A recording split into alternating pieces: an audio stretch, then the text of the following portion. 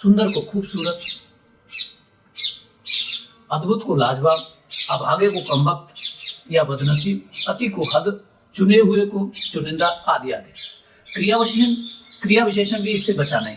न के स्थान पर ना का प्रयोग, निरंतर के स्थान पर लगातार, ऊपर के लिए वाले वाले, ठीक प्रकार से के लिए सलीके से, क्रूरता के लिए बेरहमी से, एकाएक के लिए यकायक आदि आदि शब्द प्रयोग होने लगे। कारक, दर्दे दिल का, आमो खास, दिलोजान आदि। बहुवचन के रूप में आत प्रत्यय लगे हुए उर्दू के बहुवचन रूप मकानात, सवालात, निशानात आदि आदि। उपसर्ग और प्रत्यय, बद, खुश, बे, ना, अन, बा, ला, सरे आदि उपसर्ग तथा दार, गार, दान, नशीन, मंद आदि उर्दू प्रत्यय प्रयोग भरमार से होने लगे। इसके अतिरिक्त या खुदा, या इलाही, परवरदिगार जैसे उर्दू के संबोधन शब्दों का हिंदी गजलों में निसंकोच भरपूर प्रयोग किया गया। इतना ही नहीं, बड़ा गजलगो शायर दिखाने की अंधी होड़ में अनेक हिंदी कवियों ने फिराक, बेचैन, राज, अश्क, नक्श, नसीम आदि आदि मुस्लिम उपनामों से अपने नामों को सुसज्जित कर दिया। यह एक होड़ के सिवाय कुछ नहीं था। इस तथाकथित हिंदी गजल की भाषा में हिंदी छंद शास्त्र की मान्यता के विपरीत मात्रा पतन भी मान्य रहा। इस प्रकार इस हिंदी गजल के चक्कर में हम अनायास ही हिंदी को उर्दू बनाते चले गए, जिसके कारण हिंदी की पहचान खोने लगी। अभी आते हैं कि यह सब हुआ क्यों। हिंदी जगत में दुष्यंत कुमार की गजलों की धमाकेदार लोकप्रियता के बाद कवियों में गजल लिखने की ऐसी होड़ मची कि एक आंधी बन गई। यह इसलिए हुआ कि उर्दू गजल जैसी कोई विधा हिंदी में थी नहीं। गजल में दो विशेषताएं होती हैं जो हिंदी की किसी विधा में उस समय तक नहीं थी। एक तो यह कि एक ही गजल में विविध कथ्यों की दो दो पंक्तियों के अनेक स्वतंत्र कई कड़ियां होती हैं, जिन्हें गजल का शेर कहा जाता है। हर शेर स्वयं में स्वतंत्र होता है। इस प्रकार एक ही गजल में विविध कथ्य कहे जा सकते हैं, जबकि हिंदी की हर विधा का प्राय एक ही कथ्य एक रचना में या एक कविता में या एक छंद में होता है। दूसरी विशेषता यह है कि गजल की भाषा शैली, उसकी कहन सांकेतिक, व्यंजनात्मक होती है। उसमें सपाट बयानी अर्थात वर्णनात्मकता नहीं होती, जबकि हिंदी के गीत, भजन, पद, कवित्व, कुंडलिया, छंद सारी विधाओं में अधिकतर वर्णनात्मक शैली का प्राधान्य है। उक्त दो विशेषताओं के कारण हिंदी के कवि गजल की ओर आकर्षित हुए और गजलों का हिंदी साहित्य में अंबार लग गया, जिसकी चकाचौंध में हिंदी के आलोचकों, प्रोफेसरों ने उस गजल की विकृत हिंदी भाषा का संज्ञान लिए बिना ही उसको हिंदी गजल की मान्यता दे दी। अनेक प्रोफेसरों ने और डॉक्टर अनिल गहलोत साहब कहते हैं कि हमने भी स्वयं हिंदी गजल पर छात्रों को अनेक पीएचडी शोध कार्य भी करा दिए, जबकि वह हिंदी गजल कहे जाने की अधिकारी ही नहीं थी। इसका दुष्परिणाम यह हुआ कि इसी विकृत हिंदी को साहित्य में हिंदी के रूप में गद्य लेखन में भी अपनाया जाने लगा, अर्थात इसी तथाकथित हिंदी गजल के कारण हिंदी अपनी पहचान गद्य में भी खोती चली गई। यह इसलिए भी हुआ क्योंकि हिंदी गजल की भाषा और शिल्प के हिंदी भाषागत कोई मानक तो थे नहीं। वह तो उर्दू की विधा के रूप में ही ज्यों की त्यों देवनागरी लिपि में नकल की जाने लगी थी और केवल लिपि के आधार पर उसको हिंदी गजल नाम दे दिया गया था, जबकि उसकी भाषा और शिल्प वही उर्दू गजल का ही रहा, केवल नाम हिंदी गजल पुकारा जाने लगा। इसका मूल कारण यह रहा कि यदि गजल जैसी हिंदी में अपनी कोई विधा रही होती तो यह न होता। इसलिए उर्दू गजल के समकक्ष हिंदी में अनेक मानकों वाली एक विधा की आवश्यकता अनुभव की गई, ताकि हिंदी वाले अपनी हिंदी भाषा में गजल जैसी कविता लिख सके और हिंदी के स्वरूप को विकृत होने से बचाया जा सके।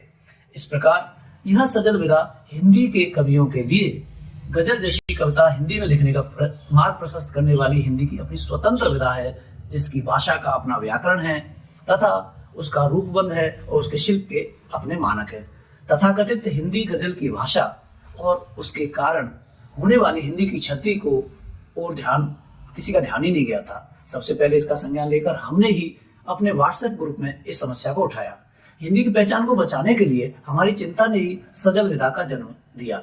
सजल विधा के नाम पर सहमति बनने के उपरांत सजल के वरिष्ठ साथियों से मिलकर सजल की भाषा और शिल्प के मानक हमने स्थिर किए। पर्याप्त विचार मंथन के उपरांत 5 सितंबर 2016 को हिंदी गीत काव्य की इस नई विधा सजल की घोषणा कर दी गई तभी से देश विदेश में हिंदी सेवा धर्मी सजल सृजन में जुटे हैं। अब तक एक समवेत सजल संकलन, देश के प्रतिनिधि सजलकार, 10 सजल सप्तक, 2 सजल अष्टक, 4 सजल दशक, 13 सजल शतक और शताधिक एकल सजल संग्रह प्रकाशित हो चुके हैं। साथ ही अनेक पत्रिकाओं के सजल विशेषांक प्रकाशित हो चुके हैं। उत्तर प्रदेश भाषा संस्थान द्वारा सजल विधा का हिंदी भाषा को प्रदेय विशेष विषय पर एक सेमिनार आयोजित की जा चुकी है। उत्तर प्रदेश भाषा संस्थान द्वारा सजल विधा का हिंदी भाषा को प्रदेय इस विषय पर एक सेमिनार आयोजित की जा चुकी है। 3 विश्वविद्यालयों में सजल पर पीएचडी शोध कार्य के विषय स्वीकृत होकर प्रारंभ हो गया है। आकाशवाणी मथुरा द्वारा विगत 16 दिसंबर 2022 को प्रथम सजल काव्य गोष्ठी का प्रसारण किया गया। उसके बाद भी समय समय पर अन्य सजल कविता पाठ का आकाशवाणी ने प्रबंध किया। वृंदावन शोध संस्थान वृंदावन द्वारा विगत वर्ष सजल पर एक ई सेमिनार का आयोजन किया गया था। विदेशों में भी इस सजल की स्वीकार्यता दिनों दिन बढ़ रही है। अमेरिका की ख्याति प्राप्त हिंदी पत्रिका विश्व विवेक के विगत वर्ष एक अंक में सजल विधा पर एक शोध पत्र प्रकाशित किया गया है। इस प्रकार मात्र 7 वर्ष में ही, जो कि अब 8 हो चुके हैं जब आप यह वीडियो सुन रहे हैं, में सजल विधा को व्यापक स्वीकार्यता मिली है। सजल विधा के सृजन अंत की अपेक्षाओं के अनुरूप उसकी प्रगति के चरण निरंतर अग्रसर है। यह सजल आंदोलन हिंदी की पहचान बचाने की दिशा में एक पवित्र शुभारंभ है। सृजन की प्रक्रिया सतत प्रवाहमान रहती है। उसके आयाम समय समय पर आवश्यकता अनुसार बदलते रहते हैं। आशा है कि वरिष्ठ हिंदी सेवी विद्वजन सजल विधा को अपने अपने स्तर से आगे बढ़ाएंगे और उसकी अपनी मातृभाषा हिंदी के गौरव वर्धन में पुण्य सहभागी बनेंगे। जय हिंद, जय सजल।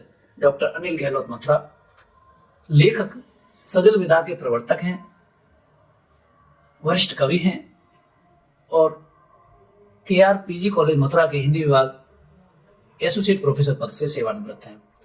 इस पुस्तक के इस लेख के में संदर्भ लिया गया है कुंवर बेचन शामियाने कांच के, गोपाल कृष्ण कौल आज के, डॉक्टर वेद प्रकाश अमिताभ गुलबहार, मुस्तफा मद्दहा उर्दू हिंदी शब्दकोश, प्रोफेसर रविंद्र भ्रमर छायावाद एक पूर्व पुनर्मूल्यांकन, बलवीर सिंह रंग व्यक्तित्व कृतित्व। मित्रों, मुझे आशा है कि यह लेख और इसका वाचन आपको निश्चित ही हिंदी भाषा और यह कहना उचित होगा कि शुद्ध हिंदी भाषा और उसके व्याकरण से परिचित कराएंगे, इसकी तरफ आपको उन्मेषित करेंगे और आपके साथी हिंदी भाषा को मूल स्वरूप को समझेंगे, अपनाएंगे। इसी शुभकामना के साथ मैं आपका कवि अमर अद्वितीय विसावर मथुरा से आपसे अनुमति लेता हूँ। हमसे जुड़े रहिए। हमसे जुड़े रहने के लिए एक चीज तो आपको करनी पड़ेगी कि हमको हमारे चैनल को लाइक करना पड़ेगा या हमारे लिंक को सेव करके रखना। जय हिंद, जय हिंदी, जय सजल।